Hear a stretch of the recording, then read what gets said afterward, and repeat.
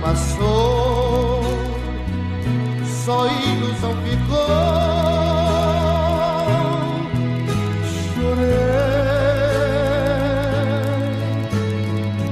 As lágrimas caindo sobre a areia quente do verão.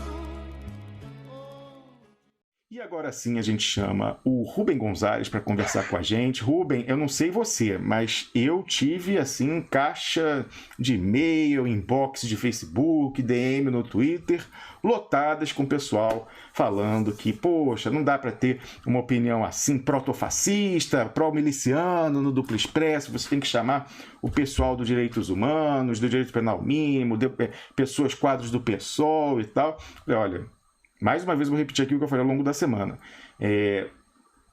Até a minha posição, eu que estudei, né, direito penal de escola, a minha posição é do direitos humanos, direito penal mínimo, mas eu reconheço, a minha posição é francamente minoritária. Eu quero saber como que a gente vai chegar ao poder defendendo, se possível, essa nossa posição. Se a gente quer, inclusive, promovê-la, como que a gente vai promovê-la estando na oposição e numa posição francamente minoritária, sem dialogar com aqueles que podem nos levar ao poder para impulsionar essa agenda que, na nossa visão, é civilizatória. Então, por isso, esse é o problema principal aqui. Independente de você concordar com a posição do Rubem Gonzalez ou você ser mais do pessoal dos direitos humanos e direito penal mínimo, etc, etc. O que é importante, eu acho que aqui é o tema, a gente está aqui discutindo política, principalmente, entre outras coisas, é como que a gente faz para contornar a impopularidade da nossa posição, infelizmente. Infelizmente, né? No meu caso, eu tenho essa posição, infelizmente, na minha visão, eu tenho que ver que ela é francamente minoritária na sociedade brasileira. Eu não sei se você viu o programa de ontem, Rubem, mas esse advogado e professor lá da Universidade Federal de Lavras, o Fernando Nogueira, ele escreveu um artigo longo, eu não pude ler ainda, vou ler hoje, reagindo à sua exposição das últimas 2 semanas. Ele também tem a posição dos direitos humanos, ele também tem a posição do direito penal mínimo, mas ele não se furta ao debate em momento nenhum, muito pelo contrário, ele foi uma das N pessoas que falou que nós não deveríamos abrir espaço aqui para você, pelo contrário, ele acha que é necessário e ele contempla e acha importantíssimo discutir esse desafio que a gente tem político-democrático, e ele foi lá discordando, mas polemizando e falando, e no final ele mandou, ele assiste inclusive o seu canal há muito tempo, discorda nisso, mas concorda com você na imensa maioria das suas colocações, e ainda mandou lá um salve para você, salve Rubem Gonzalez, salve Duplo Expresso, e aí a gente deve promover aí de repente um dia um debate seu com ele está aberto a isso, tenho certeza que você também. Então, aqui no Duplo Expresso não tem fuga ao debate, não tem cerceamento de voz nenhuma, por mais que seja impopular e minoritária, mesmo diante dos expressionautas. O que, atenção, não é o caso, hein? A maior parte das reações dos expressionautas ao que o Rubem falou aqui foi positiva. Há um pessoal que é contra, mas a maior parte, se você for na seção de comentários no site, no canal no YouTube, no Facebook, a maior parte até concorda, e eu acredito que a imensa maioria, aí até pessoas que discordam, pelo menos contemplam esse desafio que está colocado, político inarredável, de que a nossa posição é impopular, como que nós faremos para contorná-la e chegar ao poder. Depois dessa longa introdução, eu dou bom dia ao Rubem Gonzalez, bem-vindo mais uma vez ao Duplo Expresso. Bom dia. Está ouvindo? Ouvindo perfeitamente, pode falar. Então tá ótimo. Bem, Rômulo, primeiro deixa eu dar uma pincelada aqui sobre uma coisa. Eu acho que as redes sociais deram a coragem que faltava aos covardes. As redes sociais, no final, pioraram a sociedade num todo, porque, pense você uma coisa, muita gente é canalha, mas ninguém tem orgulho de ser canalha. Tá? Ao contrário, o cara que é boa pessoa, que é bom caráter, mesmo que ele não faça propaganda desse bom mocismo dele, ninguém tem vergonha de ser bom. Ninguém. Todo mundo, o cara é bom, ótimo, fulano é legal, fulano é maneiro, ótimo, todo mundo gosta dele. Agora o outro é canalha, é o sujeito mau. E a rede social deu asas a ele. Ele consegue fazer isso. Isso é para você ver, muitas vezes, o tipo de crítica que você recebe. Tá? São pessoas que, normalmente, em condições normais, não se manifestariam. A gente vê isso aí ontem, eu estou falando um pouquinho de atualidade, num jogo de futebol. A perniciosa Globo, né? Ontem transmitindo o jogo do Vasco, o goleiro do Vasco teve uma falha clamorosa e outra falha terrível. E a Globo fez uma premiação para o melhor jogador da rede. Ou seja, você entra pela rede, por uma rede social, e você vota no melhor jogador. Ele foi escolhido o melhor jogador em campo. É a maldade do ser humano. É a maldade do ser humano que aparece nesse momento. E a Globo é tão canalha que foi lá e deu prêmio para ele. E é mais canalha ainda, Rubens, porque depois ficou criticando os torcedores que fizeram isso. Exatamente, quando ela é a parte ativa da situação. Porque ela poderia ter simplesmente cortado o fio. Não chega. Ela se aproveitou daquilo ali. Só que quando viu a repercussão negativa, veio fazer o bom mocismo da Globo, o acochambramento de sempre. Então é o seguinte, isso prova... Aí é o seguinte, aí agora vão descobrir que o rapaz teve depressão, quase que abandonou a carreira quando a mãe morreu. Ontem era Dia das Mães, ele estava com o nome da mãe na camisa. Aí agora vai começar o bom mocismo, de aluguel. Todo mundo, tadinho, isso, aquilo outro. Aí, por exemplo, o Esporte Espetacular da Globo vai lá fazer um programa edificante com ele e fica tudo como Dante no quartel de Abrantes. Mas isso aí é só para prova. Não fica, porque isso aí não tem quem repare. Não, fica para o que eu estou falando assim, para a Patuleia. Sabe? Para a Patuleia fica isso aí. Então é o seguinte, críticas a gente recebe de todo lado. Tem críticas construtivas e destrutivas. Agora, eu só acho engraçado como me colocam. Eu sou polêmico. Parece que a violência é um jogo. Você escolhe qual time você vai torcer. A polêmica no Estreito de Gibraltar, a polêmica no Monte Everest, não, eles existem, eles estão lá. É a realidade. Como é que você vai considerar polêmica a verdade, a realidade? Então, se você quer combater alguma coisa, você tem que encarar aquilo. Tem que encarar. Não vou cair na armadilha de encarar de frente, não. Vou meter a redundância aí. Então é o seguinte, você tem que encarar aquilo ali. A violência do Rio, do Brasil, é uma realidade. O que esse pessoal quer tratar como realidade, é a esperança. O que você espera daquilo ali. Hoje, o brasileiro, armadilha de encarar de frente, o brasileiro de classe média, então é o seguinte, e esquerda, você tem que encarar brasileiro, essa nova esquerda brasileira, ele tem o costume, Brasil, é uma realidade de, por exemplo, assim... sou eu aqui. Perdão, estava vazando um áudio, achei que era o Rubem, mas era eu. Pode prosseguir, Rubem, já fechei aqui. Então é o seguinte, o nosso homem de esquerda médio, cultural, classe média, que domina, lamentavelmente, esse nosso diálogo aqui, que anda à nossa volta, que circula a gente como um abutre, ele parece que quer chegar para o mundo, para a Escandinávia, e falar assim, olha, gente, vocês desculpem, tá? Aquele Brasil lá de 80 mil assassinatos por ano não me representa. Eu sou bom, eu sou puro, eu sou igual a vocês, tá? Eu penso igual a vocês, eu sou contra isso, eu sou contra aquilo. Aquele pessoal sujo que está lá não me representa. Eu não tenho nada aquilo com aquilo. Eu sou muito melhor do que aquilo. Tá? E não é. Você é visto lá fora pelo que as pessoas veem do global, do geral. Funcionário do aeroporto, guarda do aeroporto, policial do aeroporto, vai te tratar como brasileiro. Ih, olha lá. Vem de lá, olha. É aquilo ali.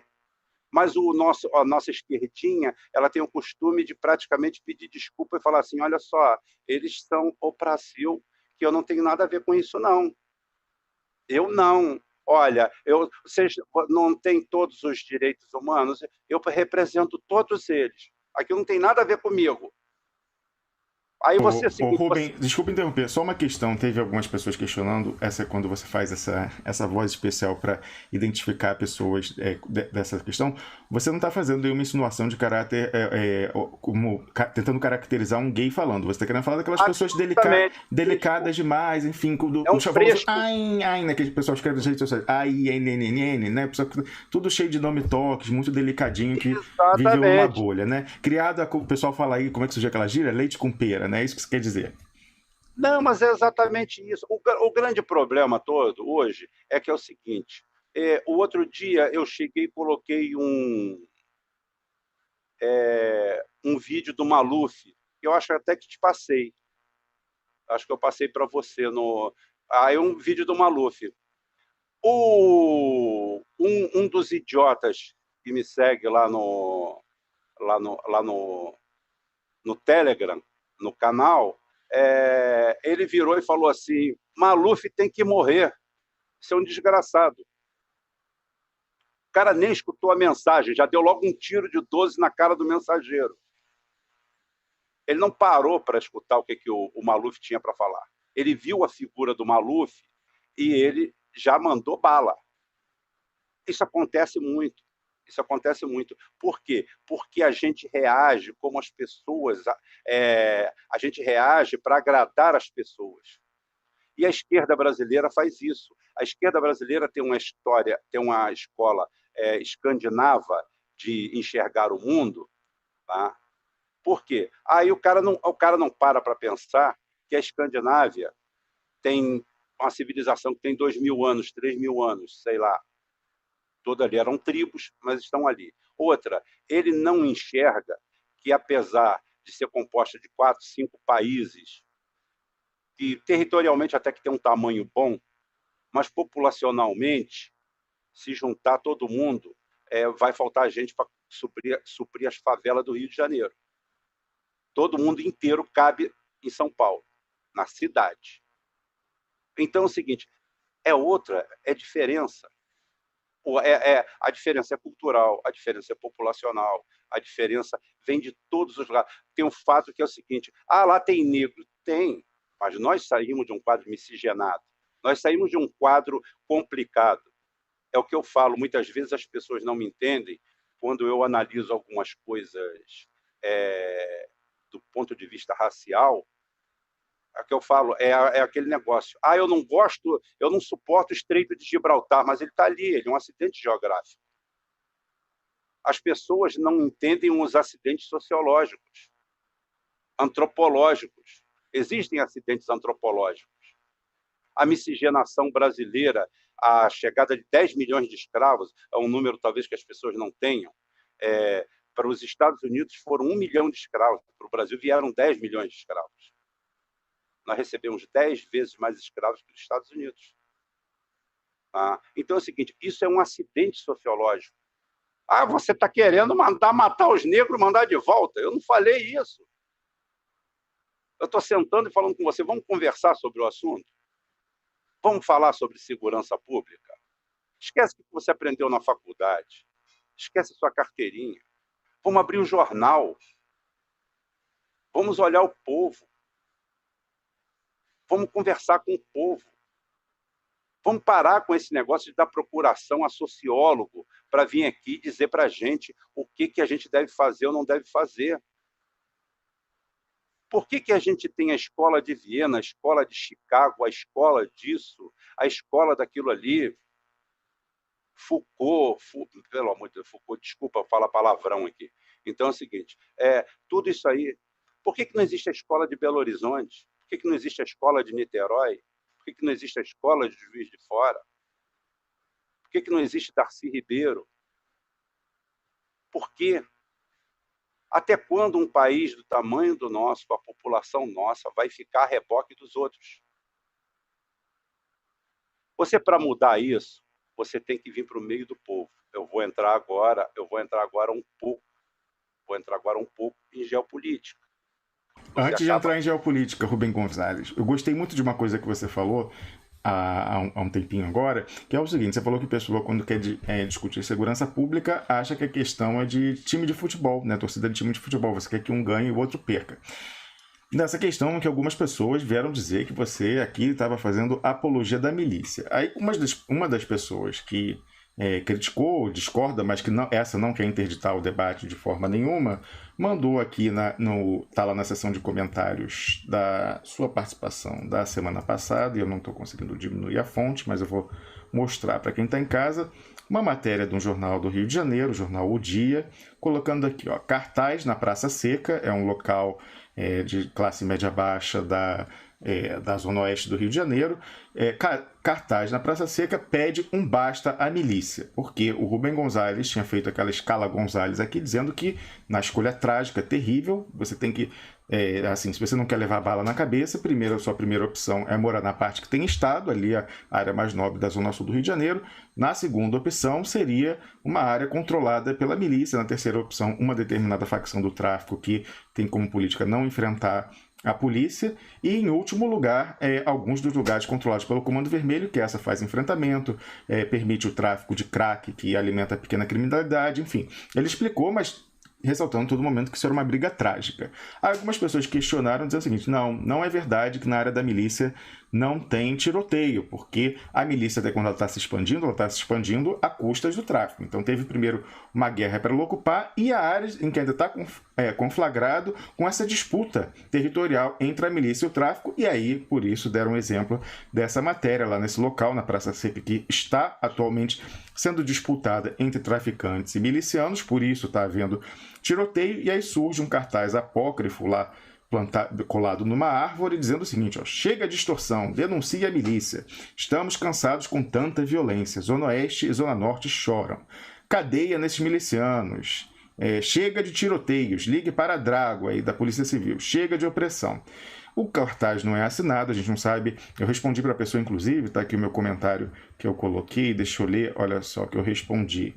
Eu falei, ó, essa é a minha resposta, Rômulo Maia. Ficamos com o problema da representatividade versus evidência anedótica nesse caso específico. Mas esse registro é importante, eu já repassei para o Rubem pedindo para ele abordar no dia de hoje aqui com a gente. Um complicador é uma área em disputa com o tráfico, como diz a própria matéria, daí que vem o tiroteio. Cui bono, a quem beneficia essa denúncia unilateral só da milícia e não dos traficantes, pedindo que seja retirada a milícia.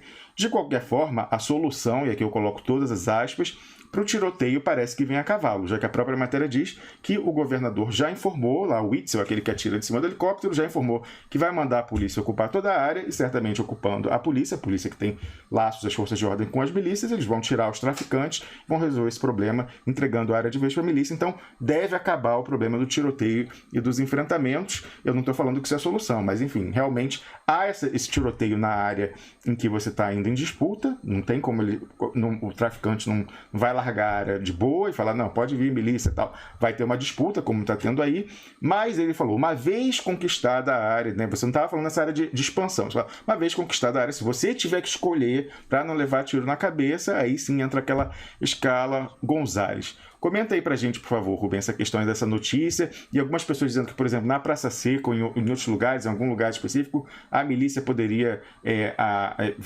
vender droga, ou deixar vender, inclusive terceirizar e cobrar uma comissão de quem vende droga e tal. Você tinha explicado aqui que não tem a milícia SA, uma coisa centralizada, e que isso pode acontecer eventualmente. Então comenta um pouquinho aí, reage a esse questionamento que foi feito, por favor. Bem, primeiro o cartaz prova claramente que o Comando Vermelho já aderiu à guerra híbrida, né? A guerra híbrida, porque é o seguinte, o que acontece? O cara reclama do futebol, fala assim, olha, eu não suporto futebol aqui no meu bairro. Eu quero que acabe com o futebol. Todo dia tem um Fla-Flu aqui. Então vocês fazem o favor de prender os jogadores do Flamengo. Venham correndo atrás dos jogadores do Flamengo. Mas peraí, a tua queixa não é contra o futebol? A tua queixa não é contra a bola rolando? Por que é que você pede providência só contra um time e não pede para os dois? Então está na cara que o dedo do Fluminense está nessa história. Tá? Isso daí é quanto a isso. Rômulo, o que eu acho engraçado é que eu acho tudo isso trágico.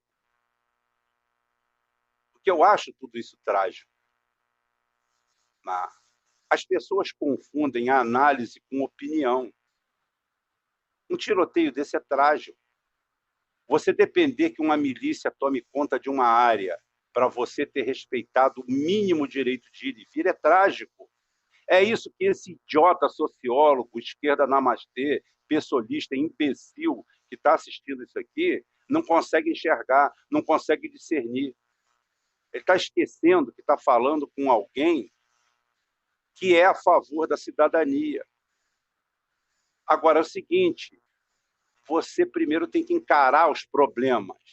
Se você quer mudar alguma coisa, você tem que encarar a coisa. Realmente acontece isso, acontece tiroteios, acontece tudo isso aí. O povo, quando reclama, tá? Nessas horas o povo se recolhe. Se você for lá, ele se recolhe, ele some.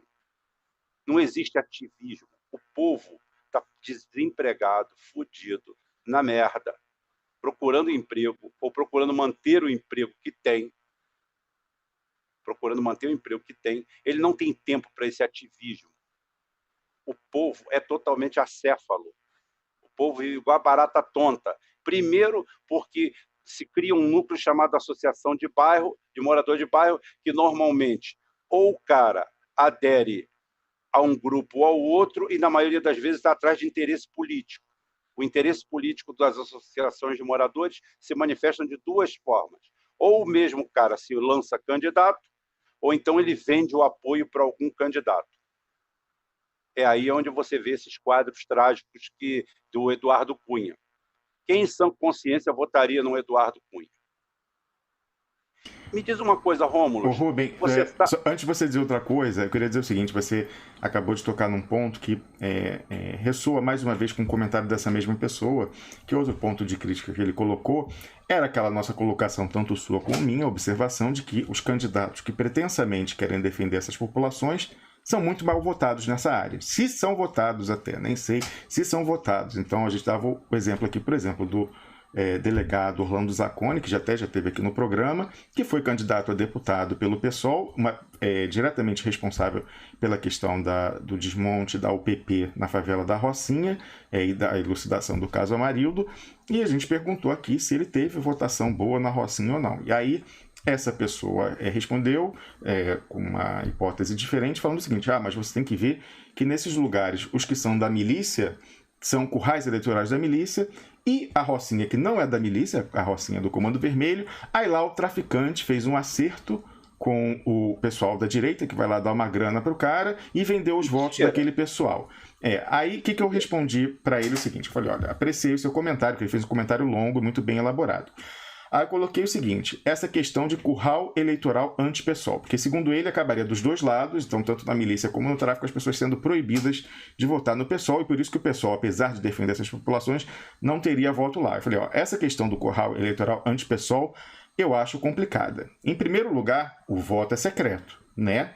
Em segundo, a Rocinha é do Comando Vermelho, que logicamente ganha com a saída da UPP.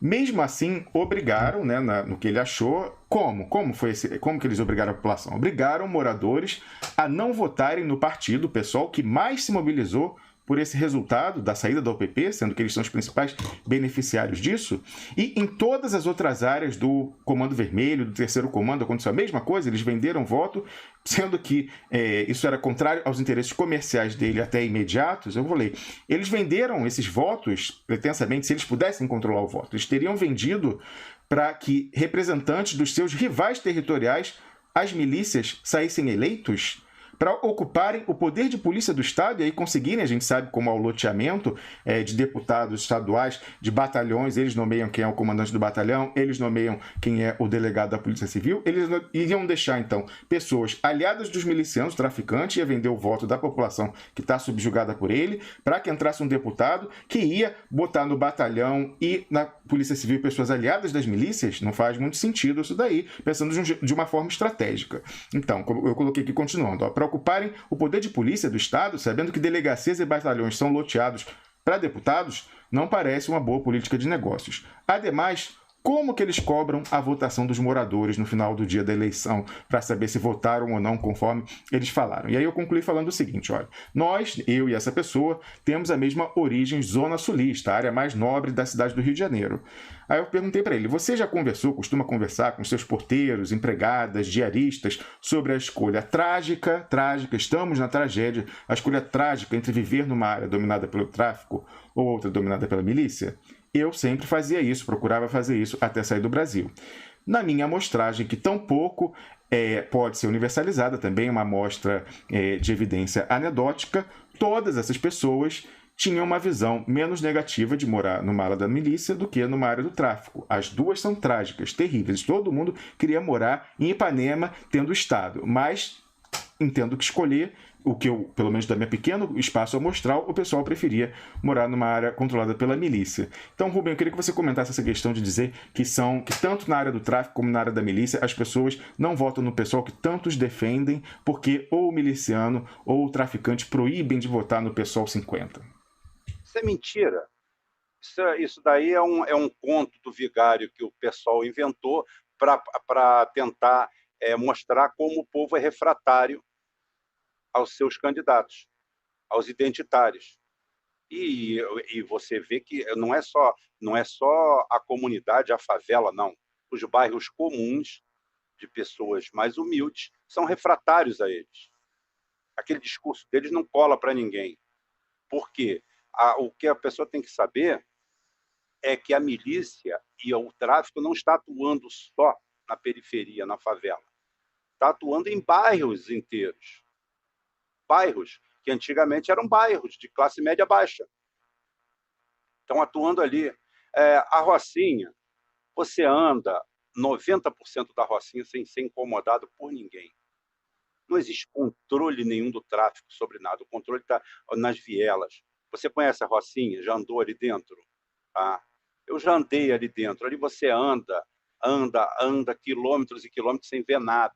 Não existe. Isso daí é um conto que o pessoal inventou para justificar a sua baixa penetração, porque, teoricamente, um partido com tanta coisa boa para mostrar para esse povo, realmente não consegue penetração, não fura a bolha. Não fura a bolha porque o povo não engole aquela conversa fiada. O povo não aguenta com aquilo ali. A semana passada, eu falei sobre a diminuição da idade penal. Ontem, eu te passei um vídeo, você viu? Ainda não, eu vou ver depois aqui. Então, você vai ver. 2 menores de 15 e 16 anos assassinaram um segurança de um parque, acho que no Paraná, Curitiba. E ali tem a matéria, tem a entrevista com os menores. O cara tapado, caramba, a entrevista dos menores. O que acontece? Aquilo ali é que o nosso povo vê. Mundo cão. Aí você chega no meio do povo, passa em todas essas emissoras aí, com todos esses canais aí de exploração, e é absurdo esses programas, eu sou contra esses programas. Esses programas deveriam ser censurados. Eu acho que eu sou a favor, sim, de censura. Eu sou a favor de censura, porque é cultural. Tem até uma reportagem da BBC de Londres, eu acho, com um programa, esqueci o nome da apresentadora, que veio ao Rio de Janeiro mostrar a TV brasileira, e eles ficaram espantados que na hora do almoço, entre você comendo um bife mal passado, você vendo de fundo para tudo quanto é lado. É uma documentarista do BBC chamada Ruby Wax, que é excelente, eu recomendo a todo mundo que veja, isso aí tem legendado no YouTube, você procura Ruby, R-U-B-Y, Wax, W-A-X, Brasil, TV brasileira, alguma coisa você vai encontrar, mas tudo que você encontrar dela você pode assistir, porque ela é ótima, Rubem. Exatamente. Então é o seguinte, aí vai naquele número que eu falei que 92% da população é a favor da diminuição. Aquilo ali é o Rochedo de Gibraltar.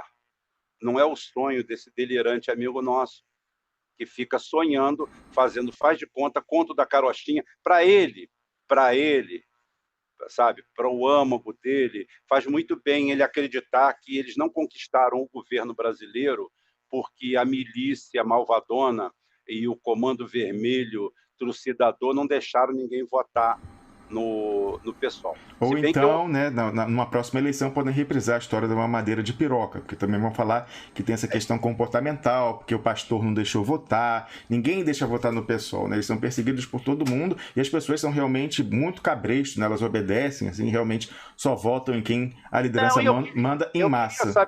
Eu queria saber por que as favelas do Comando Vermelho não votam no PSOL. Não, porque é isso, a argumentação é que o traficante vendeu os votos para políticos de direita, e aí por isso... Mas por que vai vender para políticos de direita? Eu também não entendi, porque ele vai lotear o batalhão e a delegacia para a milícia. Ninguém defende mais o Comando Vermelho do que o PSOL. Pois é.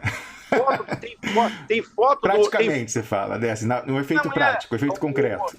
Eu nunca vi uma foto do Marcelo Freixo abraçado com 3 ou 4 policiais fazendo ronda. Mas eu já vi ele com o Tuxinha, com a turma toda, todo mundo em volta, e ele abraçado com eles.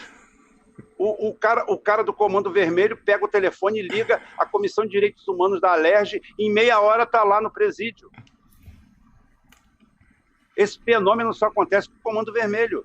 Ô Rubem, algumas pessoas questionaram, né, esse seu número, de onde você teria tirado, que 92% das pessoas são a favor da redução da maioridade penal, mas você veja, o próprio Fernando Nogueira, que participou com a gente, que é professor de processo penal, direito penal, e milita nos direitos humanos e no direito penal mínimo, ele reconheceu, e no artigo dele fala isso mesmo. Aliás, eu acho que ele comentou na sua participação na semana passada. Ele falou, embora eu seja contra, mas o número é esse mesmo. Infelizmente, a gente tem que ver que a nossa posição é francamente minoritária. Aí você falava dessa questão aí, Rubem, desse veto, né, a votação na Zona Oeste e tal. A gente tem que lembrar da época da eleição municipal de 2016, quando uma pessoa ligada às milícias, que é a Carminha Jerominho, de uma família de milicianos, ela fez um desafio público ao Marcelo Freixo que ele fosse à Zona Oeste, porque ele não ia fazer campanha na Zona Oeste e dizia que ele não podia ir porque estava sob risco, que ele seria morto pelos milicianos. Ela falou, não, você vem aqui de dia, pode ver com a sua segurança, o que você tem medo é que você seria vaiado pela população e isso pegaria muito mal, porque pretensamente você quer livrar essas pessoas da sua da opressão que você diz que elas vivem, que é a opressão mesmo, mas enfim, que elas talvez saibam que saindo aquilo, a escolha é pior ainda, né? A escolha entre, desculpa a comparação de mau gosto, mas é entre você estar padecendo de AIDS, né, de SIDA, síndrome da imunodeficiência adquirida, ou do câncer, enfim, você é aquela coisa, é uma coisa terrível, né? Mas é uma escolha trágica de qualquer maneira. Então, nesse caso, realmente isso é complicado, né, Rubem? Então, você realmente não acredita nessa questão de que há um veto à votação? Não acredito, não existe, é mentira, é balela. Muito menos que pudessem cobrar essa votação e então explicar por que o pessoal não tem voto na Rocinha, que é do Comando Vermelho, né? Olha só, o que acontece, eu vou falar um fato real para você. O que existe muito nessas comunidades é a prostituição do voto.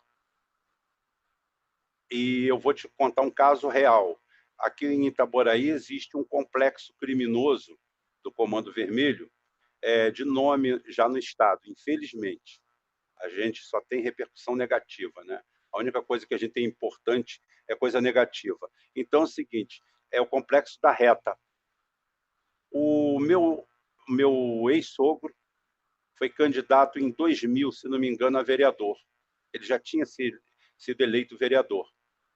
E ele foi lá dentro e, na época, eu ajudei ele na campanha, fiz o que pude lá, e ele manteve durante 6 meses, na época as campanhas eram mais longas, ele manteve durante 6 meses um programa lá assistencial, com a líder comunitária, com tudo, e no final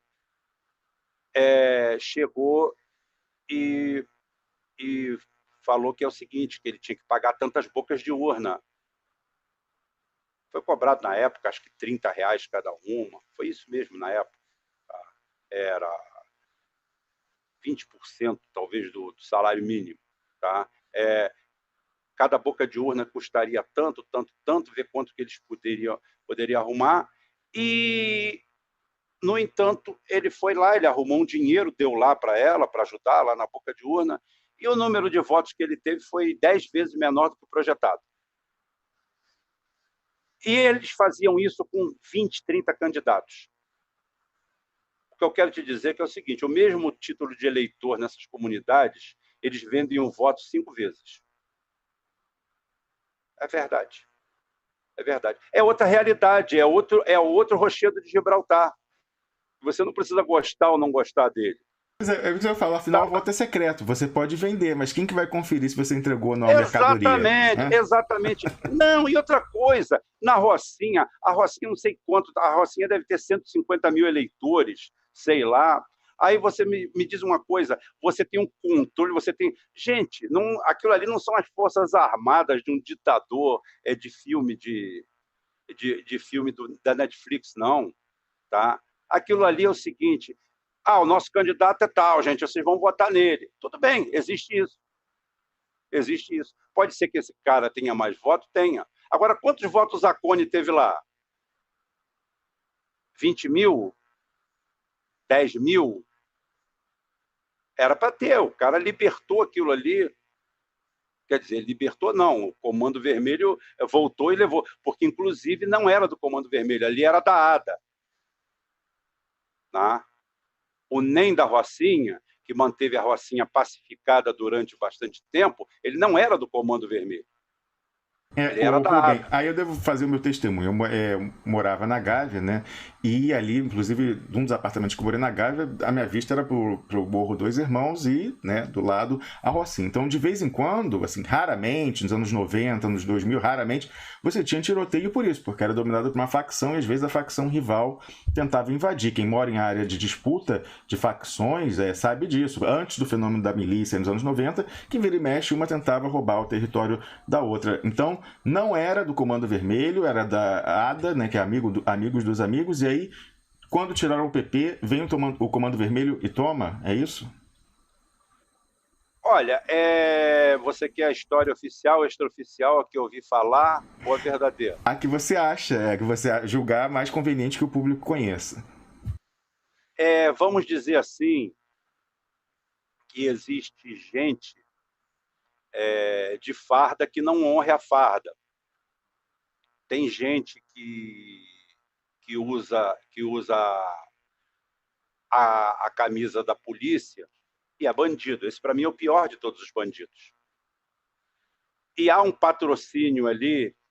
O primeiro grande cisma da Rocinha acontece... esqueci agora o nome do traficante. Teve um traficante que dominou a Rocinha por 10 anos.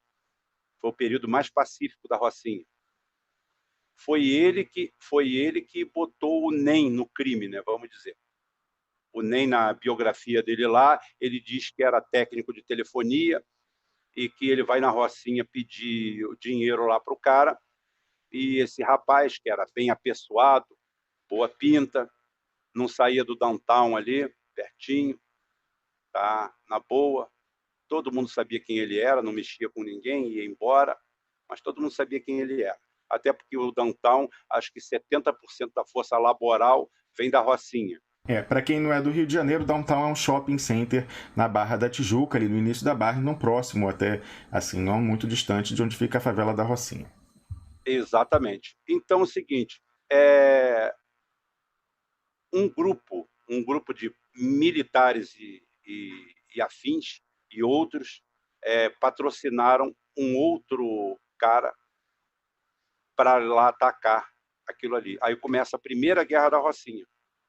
Quando depois de muito... Deve ser a época que você viu os tiroteios. Foi nessa época. Que, inclusive, esse traficante foi morto. Aí fica aquela disputa toda e emerge disso tudo o NEM. O NEM faz a mesma linha, vamos dizer, de governança desse outro traficante, que eu esqueço o nome dele agora. Tá? Faz essa mesma linha. Só que, vendo os erros do outro, foi mais duro. que o outro disse que era o outro, era muito confiado mesmo, acreditava em todo mundo, não tinha problema nenhum, não. Tanto é que na Rocinha era a ordem. Isso que eu estou falando não é torcida, não é nada, isso é a realidade. Por exemplo, era proibido o uso de armas ostensivas, ninguém via ninguém armado, ninguém. O armamento ficava escondido como se fosse uma força de elite para intervir em alguma coisa. E durante o período do NEM acontece aquilo ali. Por pressão, vão para lá para pacificar aquilo ali, para colocar o PP. É quando prendem o NEM. Aí depois acontece a história do Amarildo. Por quê? A Rocinha vendia 10, 20 quilos de cocaína por semana e parou de vender. O maior prejudicado não foi aquele cara que vende a trouxinha, o estica, o outro não. O grande prejudicado é o cara que vende 20 quilos, o matuto. Esse perdeu o mercado. Esse se movimentou e conseguiu implodir o PP. Implodir o processo da UPP. E o Comando Vermelho entra para lá agora, e aí tem enfrentamento toda hora, tem todo esse tipo de problema. Agora, a atuação do tráfico na Rocinha não é... Inclusive é o seguinte, a atuação do tráfico nas favelas da Zona Sul é diferente da atuação do tráfico nas favelas da Zona Norte. Elas são muito mais cruéis na Zona Norte. Claro, porque não chega nem ao noticiário, né? Menos ainda. Exatamente. Se você mencionou o traficante NEM, aí eu não posso esquecer, eu já fico até rindo aqui, um artigo que foi muito zoado nas redes sociais de 2011, eu acho que nessa altura ela era colunista, mas eu acho que hoje em dia ela é editora da revista Época, a senhora Ruth de Aquino, que é que eu vou colocar na tela, me dá até sensação de lembrar. É aqui, ó, Meu Encontro com o NEM. Nesse artigo, você vai ver primeiro assim, por que foi muito zoado?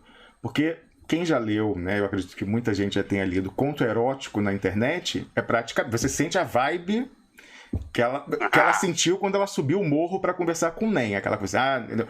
Você sente, entendeu? Uma coisa esquisita. E por isso foi muito Princesinha Zona Sul. Foi muito zoado na época. Mas, assim, vendo esse artigo, tirando esse caráter ali que parece um conto erótico, né, a narração, só não chegou a parte que, né, quando a coisa acontece. Mas a preparativa ali parece todo um conto erótico. Ela fala como ele chega suado de um jogo, que ele tava lá sem camisa, os músculos torneados, o sapato, o vestido legal, o Nike, uma coisa engraçada, assim, da maneira que ela descreve. Mas aí, superada essa parte, o que eu queria dizer assim, que você vê ali, claramente, no que ela fala da conversa das ideias, uma romantização que existe no acerto pessoal um pouco mais de classe elevada, burguês boêmio, bourgeois boêmio da Zona Sul do Rio, com relação ao traficante, sendo aquele Robin Hood, o que faz, entendeu, tal, blá, blá. Enfim, você fica claro nesse artigo da onde vem essa visão um pouco, né, que passa paternalista com relação ao tráfico. Então, mais uma vez, esse artigo aqui de 2011, Meu Encontro com o NEM, da Ruth de Aquino, que até ascendeu, aí, virou até editora da revista depois disso, né?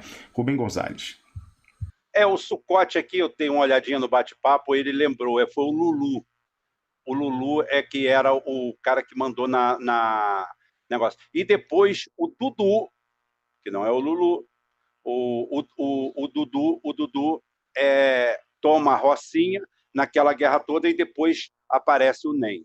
Tá? O que ocorre é o seguinte, o Lulu foi morto fugindo pela mata num confronto com o BOPE. Ele fugindo por cima com a mata, com a guarda pessoal dele, foram lá, foram mortos 4 ou 5, tá? E eles morreram nesse confronto. É o que eu falei assim, Rochedo de Gibraltar, né?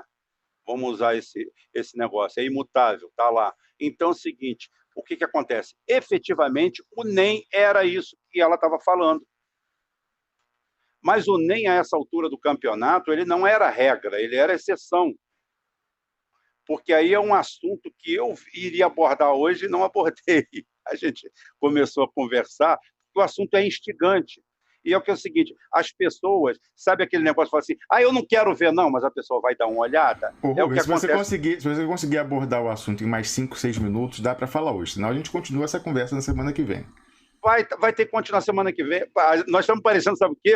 programa fajuto de domingo aqui, que o cara fica falando assim, espera que eu já falei, ih, acabou o tempo, olha, semana que vem a gente traz o negócio. Não, mas é verdade, é verdade. Os números falaciosos que existem no Rio de Janeiro, e eu quero falar exatamente sobre a colombinização do Rio de Janeiro. Por que é que nós viramos isso?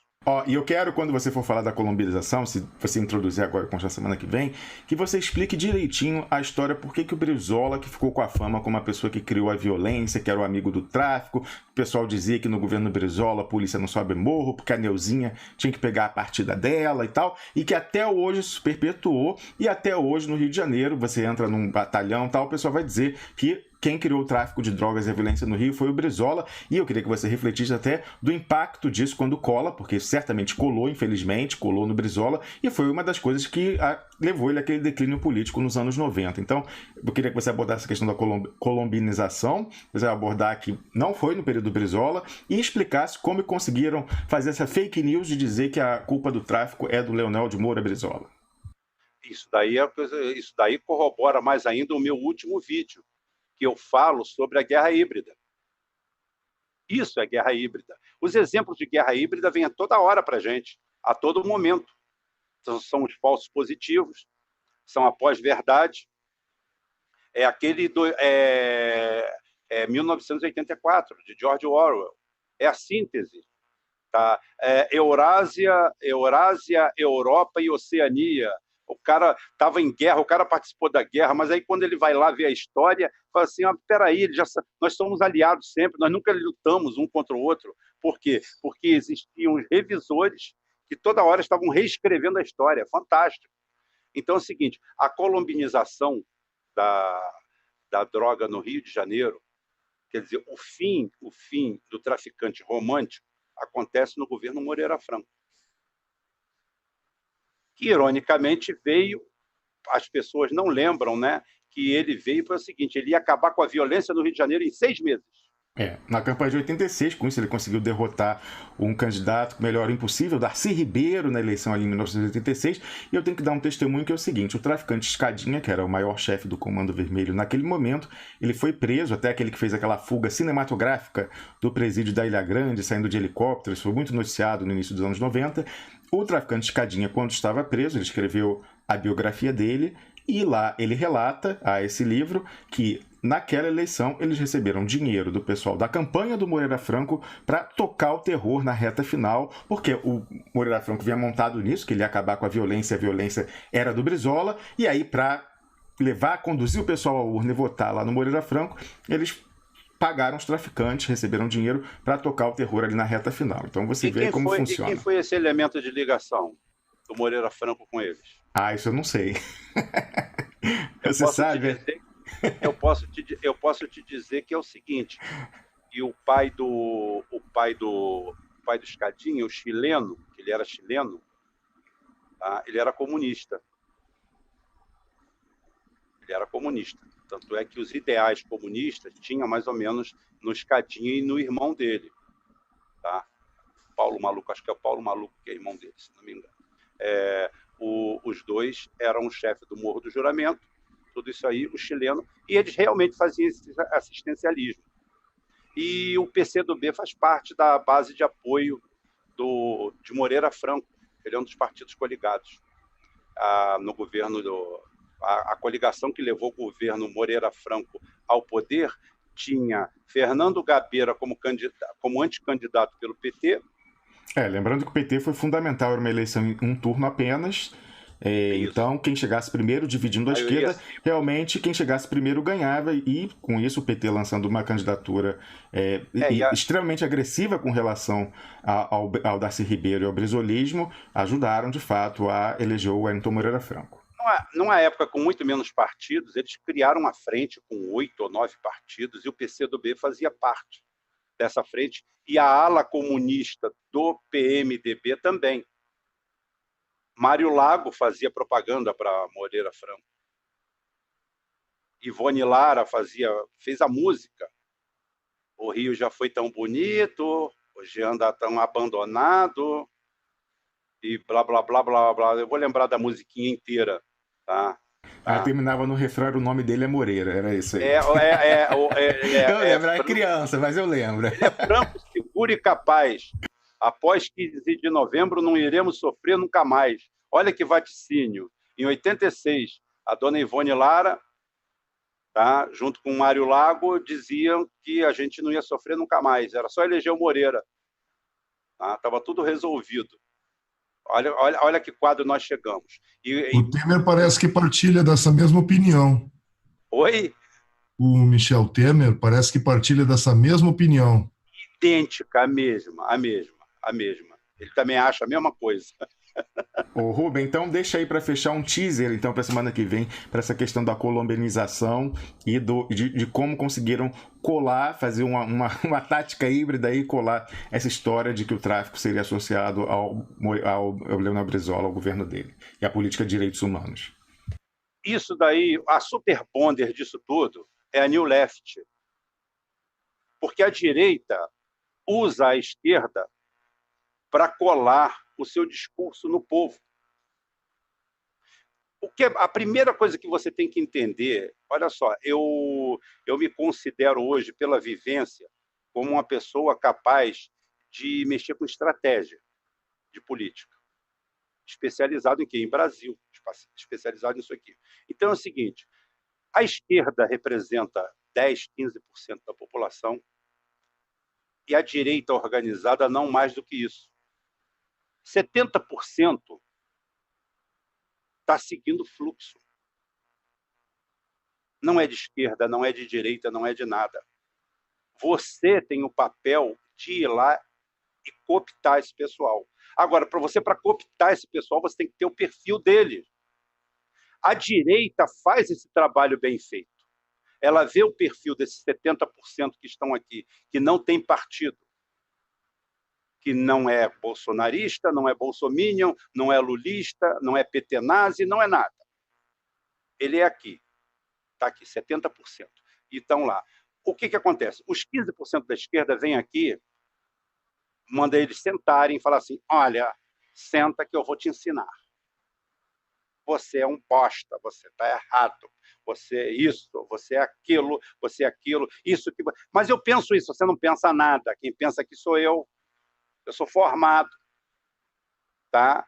Eu sou habilitado, você não é, você não estudou, você é ignorante. Essa é a esquerda, indo lá falar com esses 70%, que você precisa deles para tomar o poder. A direita chega lá e finge que aceita aquilo tudo. Não, é isso mesmo. Não, está certo, você está certo, eu concordo com você. É isso mesmo. Eu sempre falei, falta à esquerda vender ilusão e vender a realidade daquele povo. Aí o cara virou para mim, professor Leão, tá? Foi candidato a prefeito pelo PT em Itaboraí, você está querendo que eu engane o povo? Eu falei assim, tecnicamente sim. Mas só que você está querendo enganar o povo para o bem. Você quer o bem dele. O cara da direita vai lá, você chega, eu falei assim, eu usei até o simples, eu falei assim, na época ele foi candidato e o Sérgio, que era médico aqui ligado à direita aqui em Itaboraí, e dou até muito bem com os dois, né? Foi candidato também. Eu falei assim, a diferença sua para o Sérgio que é o seguinte, se você chegar na reta, que na época não tinha esse tráfico todo, ele foi candidato há uns 20 anos atrás, eu falei assim, se você chegar na reta, Leão, e fizer um discurso para aquele pessoal, o pessoal vai vir para você com um monte de demanda. E você vai dizer para o cara, você vai fazer um estudo técnico dizendo que isso aqui não é possível. Você vai ser até honesto com as pessoas, mas você vai perder todo e qualquer atrativo.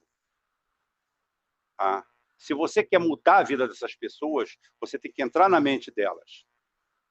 Você tem que concordar com elas, você tem que entrar no meio delas e vir direcionando ela para o seu eixo. Não adianta você ser impositivo. O Sérgio vai chegar aqui nesse lugar, vai concordar com todo mundo, não vai fazer nada por eles, e daqui a 4 anos eles estão na mesma situação. Tá? Ele vai concordar com tudo. Não deu outra. Quando deu a eleição lá deve ter tido 95% dos votos para o Sérgio e 5% ou 3% para o Leão. Que é a realidade. Você tem que trabalhar com a realidade. É o que eu falei assim, você é miliciano? Se alguém quiser me chamar de miliciano, estou pouco ligando.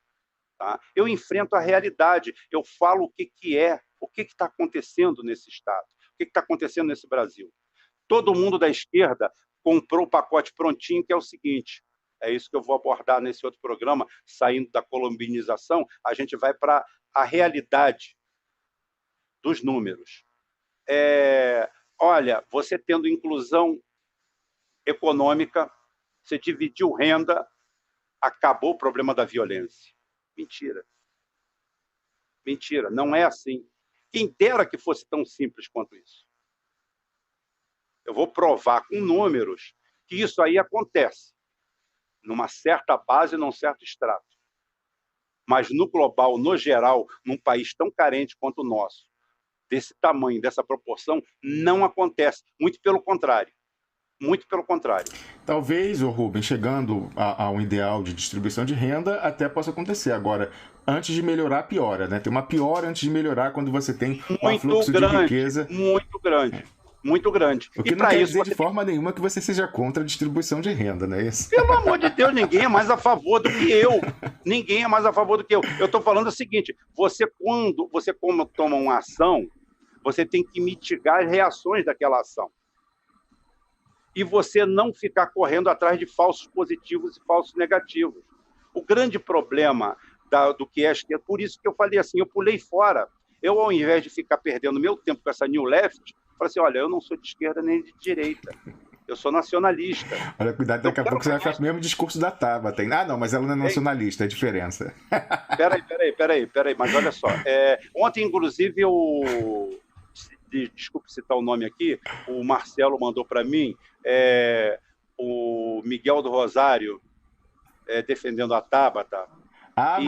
Mas ela tem um time muito maior, não foi só isso, não. Aí o não, mas Luiz o que eu acho... Nassif também defendeu outras pessoas, ela está com uma equipe boa aí. Tutti buona gente. Tá? Todos eles tinham um papel, dava para arrumar um papel no Poderoso Chefão. Tá? Então é o seguinte, ele lança sem o mínimo pudor, tá? Ele lança sem o mínimo pudor o manualzinho do que a Tabata é para ser. Ela é a favor do casamento, ok? Então ela é de esquerda. Ela é a favor de... Aquela continha que eu falei com você a semana passada aqui. Ela está fazendo checklist para ela, né? Exatamente. Não, mas é o que eu falei. Eu estava falando, Carlos, a semana passada sobre isso aí. A New Left, ninguém deu autorização para eles, eles criaram um checklist para você. Por favor, Carlos Krebs, me diz uma coisa, você é de esquerda. Então é o seguinte, você é a favor disso? Não, então você não é, você é fascista. Fascista, sai fora. Sai fora. Aí eu falo assim, vem cá, quem te deu esse poder? Quem te otorgou esse poder para chegar aqui da esquerda? Foi a história? Não. Eu acho que quem te dá... Não, quem deu esse poder, Rubem, é esse pessoal que fica segurando o celular ou fica atrás da tela do computador, porque o computador tem um sistema binário 0 e 1. E as pessoas acham que são esse sistema binário 0 e 1. Ô Rubens, olha só, a conversa tá ótima, eu por mim ficava 3 horas, 4 horas aqui, mas a gente tem que encerrar porque a gente tá passando de 2 horas. Então, conclui aí, mas deixando esse teaser, essa provocação, esse gostinho de quero mais pra semana que vem, com a colombização e a fake news que abateu a carreira política do Leonel Brizola. Uma das coisas que abateu a carreira política do Brizola, né? O Brizola tinha um problema da idade. Tá? Então é o seguinte, o Brizola só tinha um tiro para dar, na realidade. Era a eleição de 89. Ele perdeu aquela ali, provavelmente, e quando ele acaba aquilo ali, ele dá o apoio incondicional ao Lula e ali ele morre. Quando ele dá o apoio incondicional ao Lula, ele morre. Ele dá o cetro, toma. Entregou o cetro para a nova esquerda. A realidade é essa. Politicamente é isso aí. Agora, o estrago que foi feito dele com a segurança, mas exatamente por causa da retórica da esquerda. A retórica da New Left é que fez isso aderir. A direita jogou, mas a cola é essa retórica da esquerda, tá? Que simplesmente não encontra eco no povo. Não encontra eco na hora da votação, na hora da eleição. Tanto é que é o seguinte, o Lula passou por esse fenômeno.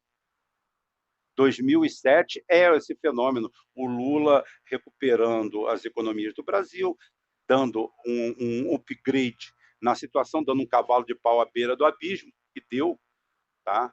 As pessoas esquecem como a gente entrou em 2003. Eu tenho uma memória muito boa, eu vivi aquilo ali. E a sua memória boa vai ser muito explorada quando a gente voltar à colombização na semana que vem. Eu quero dizer o seguinte, eu não sei tudo que você vai poder falar em público, Rubem, porque a gente já conversou sobre isso.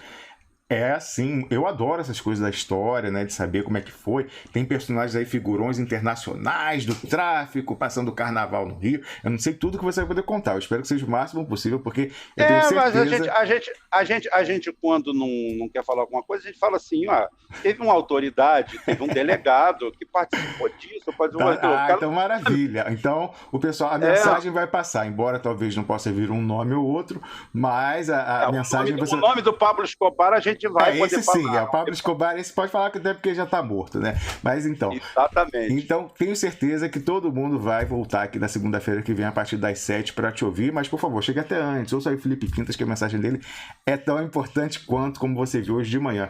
Rubem Gonzalez, muito obrigado pela sua participação aqui mais uma vez. A gente aguarda você na semana que vem. E eu concordo com você. Eu falei hoje que você era polêmico. Você não é polêmico. Você divide opiniões. Isso é diferente de ser polêmico.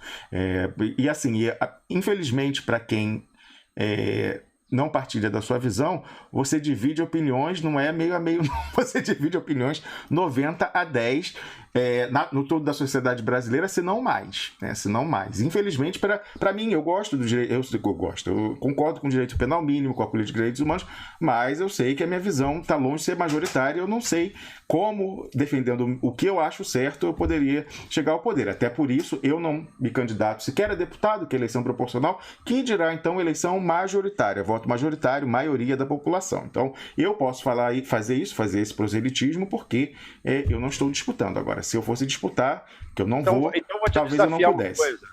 Eu vou te desafiar uma coisa, hein? Que é um desafio. Fala. Um dia você me entrevista. Para saber o que eu acho. Muito bem. E não análise, é só... Exatamente. Tudo que esse pessoal quer, eu também quero. A pauta dos identitários é todinha minha. Mas não pela ótica dele. Pela ótica abrangente. Eu sou contra a milícia, eu sou contra tráfico, eu sou contra tudo isso aí. São todos criminosos para mim. Todos eles. O miliciano é criminoso, o traficante é criminoso, tudo isso aí, tá? Tudo. As pessoas confundem você quando você faz uma análise. É o que eu falei, o cara atira no mensageiro antes de escutar a mensagem. Ô Rubem, você falando agora, a gente já não tem tempo mesmo, mas só lembrando isso, algumas pessoas diziam o seguinte: é mais perversa a milícia do que o tráfico, porque a milícia tem conexões com o aparelho do Estado. Como se o tráfico não tivesse, né? O Rubem Gonzalez, que é do Rio de Janeiro, sabe, minha gente. Espera aí. As pessoas são delirantes. Olha só, para o delirante não adianta. Rapaz, o cara ser delirante, o cara negar a realidade dos fatos, é terrível. Leva a isso. Esse pessoal está no limbo. O pessoal está no limiar dele, 5%. É aquilo ali. A única coisa que pode passar coligado com alguém é a cláusula de barreira. Mais nada. Vão continuar fazendo aquele ciclo ali. Eles não querem mudar nada. Eles querem ficar ali. Aquilo ali faz bem para eles. Só. É um gueto. É isso aí. Rubem Gonzalez. Lembrando que os carneirinhos também pulam a cláusula de barreira, né? Exatamente. Tem isso aí. E ninguém dorme contando eles. É isso aí. Então, hoje a gente concluiu, mas certamente a gente continua na semana que vem. Eu vou ler aqui o superchat para a gente poder encerrar o programa. Olha só, depois do término do programa de ontem, que mais uma vez eu recomendo quem não assistiu que assista, inclusive o Rubem Gonzalez, vê lá para você conhecer o Fernando Nogueira, que mandou um salve para você. O José Antônio F. Alves participou e falou: valeu, Duplo Expresso. Cheguei no final, mas vou assistir na íntegra. E hoje a gente teve a participação do Alberto Coimbra, do Eusébio Lopes, que falou o seguinte: bom dia, Rômulos. Como agir? A resistência a bolsominions arrependidos e a massa do PT levada pela... como resistir a bolsominions arrependidos e a massa do PT levada pela flauta mágica? Não sei o que fazer. O pior é falar pros da flauta mágica. Pois é, né? Quem diria? É pior você falar com o pessoal que vai na flauta mágica dos readaptados do PT do que falar com o bolsominion arrependido. O que isso quer dizer sobre nós, né? Olha aí, Eusébio. Eu espero que a gente tenha, com as nossas discussões aqui, tentado ajudar um pouco, inclusive com o Rubem Gonzalez, que está falando como a gente sair da nossa própria bolha e falar com o pessoal que não partilha integralmente das nossas visões. João Batista Castro Alves participou e falou: as UPPs foram um grande projeto, mas foi sabotado. Se levado a sério mesmo, teria dado certo. O que vocês acham? Talvez o Rubem Gonzalez possa falar mais disso na semana que vem, mas eu acho que ele concorda com a sua afirmação, João Batista, que aliás é xará do meu pai, que também é João Batista. E por último, Álvaro Oliveira Santos, que participou também. Eu agradeço imensamente a você, Expressionauta, que ficou com a gente até essa hora, e eu peço a você que compartilhe esse programa, comente, curta aí se você não fez isso, e lembrando que o nosso ponto de encontro é sempre lá em duploexpresso.com, onde o debate vai seguir ao longo do dia na seção de comentários, eu não tenho dúvida. Vai lá ver, Rubem, que você vai ver que na semana passada foi animado, depois de sua participação aqui. A maior parte, inclusive, eu queria dizer, os comentaristas do Duplo Expresso, nenhum deles me pediu para tirar você, pelo contrário, eles querem enfrentar os problemas que você traz. Inclusive, me dá só um segundinho disso aí. Eu acho engraçado, Rômulo, é que esse pessoal ligado ao PSOL, que fica falando isso e aquilo, pediu para o Duplo Expresso me censurar, não pediu uma bancada ao lado para debater comigo. É isso que é a expressão da democracia? Confere, produção. Pois é. E isso, como eu falei aqui, a gente nunca pode fazer. Eu confessei até o meu choque quando eu vi isso acontecendo no audiovisual francês com Thierry Meyssan, que é uma voz tão importante aí pra gente que quer entender guerra híbrida, na verdade. E o pessoal, ele é banido do audiovisual francês porque o pessoal não gostou quando ele falou das inconsistências da narrativa oficial sobre o 11 de setembro. Queria agradecer então a você, Expressionauta, agradecer à equipe de produção, Camila Govedice, o York, a Mayra Valente, Patrícia Vauquier. Queria agradecer ao Carlos Krebs pela parceria na apresentação e dizer que a gente volta amanhã a partir das 6 da manhã, mas fique atento aí, você, Expressionauta, hein? Amanhã vai ser uma terça-feira especial. Tem uma surpresa e uma participação surpresa na segunda parte do programa que a gente vai anunciar aí oportunamente ao longo do dia, mas não pode ser com muita antecedência, porque senão o pessoal pode andar a sabotar. Vocês vão entender quando vocês souberem como é que é a situação. Então vai ser um aviso aí de última hora para essa pessoa não receber ligações dizendo para ficar misteriosamente gripada, resfriada, não poder aparecer amanhã de manhã. Então aguarde que amanhã tem surpresa no programa, hein? Até lá!